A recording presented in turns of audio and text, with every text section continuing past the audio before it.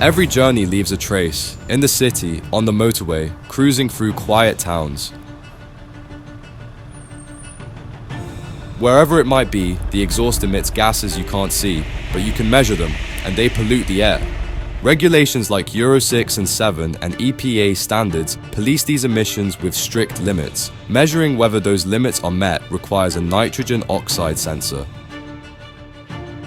The nitrogen oxide sensor is located in the exhaust system, where it uses an electrochemical cell to measure the concentration of nitrogen oxides like nitrogen monoxide and nitrogen dioxide in the exhaust gas. If the nitrogen oxide sensor isn't accurate, emissions rise and engines become less efficient. Maintenance costs rise too. Here at Delphi, we take those responsibilities seriously, so we put ours to the test. First, probe leakage. This checks if the probe assembly is fully sealed. Even a tiny gap lets in oxygen and other gases the sensor isn't meant to measure, which corrupts the data. The pass limit is 0.6 milliliters. Delphi measured just 0.02 milliliters, the tightest seal of all tested parts. Then, the accuracy test. This tracks performance across multiple nitrogen oxide levels, from near zero up to heavy load.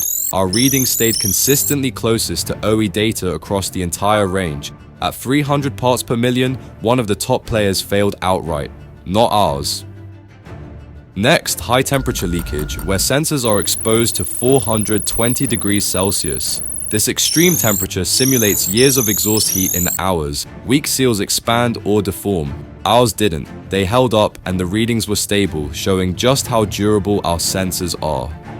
And finally, the driving tests. What happens in the lab is one thing, but we demand real-world results. In both stop-start congestion and highway driving, we matched OE data kilometer after kilometer. Delphi's nitrogen oxide sensors are tested and proven. Heat, time, pressure, and real-world driving conditions are no match for our innovation.